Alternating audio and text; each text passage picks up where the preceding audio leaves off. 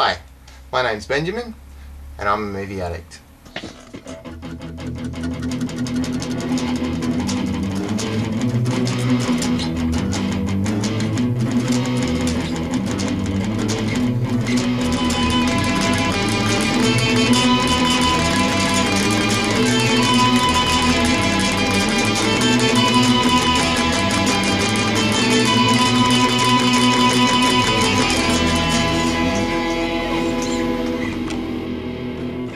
In 1983, Al Pacino commanded the screen and showed the world his portrayal of a Cuban drug lord. While probably not a very fair representation of Cubans in America, it was an extremely excellent character performance and pretty much defined his career. Written by Oliver Stone and directed by Brian De Palma, this week's film is Scarface. The film begins in May 1980 when Fidel Castro sent lots of Cubans to America to see their families, but along with those visitors, he also sent unwanted people like criminals and homosexuals. Among them is Tony Montana. I'm Tony Montana, a political prisoner from Cuba. Tony begins his life in America in a detention center, but he makes his way out and then makes his way up the drug food chain. You got a guy like that on your side?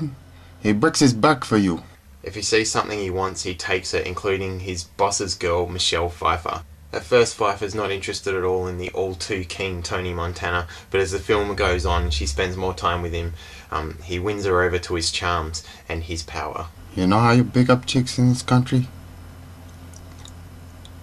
Tony shares his wealth with his family and friends, but as he becomes more and more powerful, he also isolates himself that much more. He's on this kind of throne of power that's just above everyone else. Despite having many enemies, Tony Montana makes his way through the film, getting more power and surviving.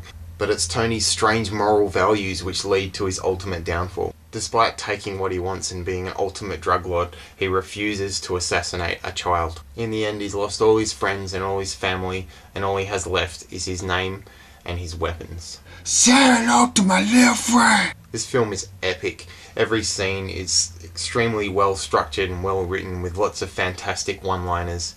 You gotta make the money first. Then when you get the money, you get the power.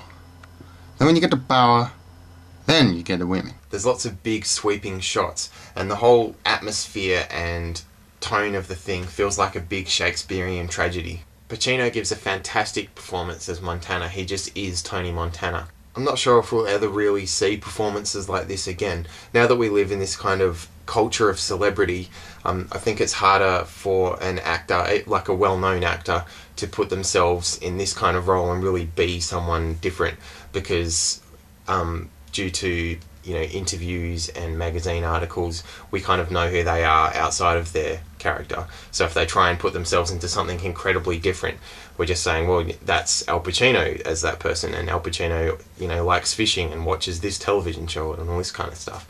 Whereas, back in 1983, all we knew about Al Pacino was that he was this great performer, and that was pretty much it.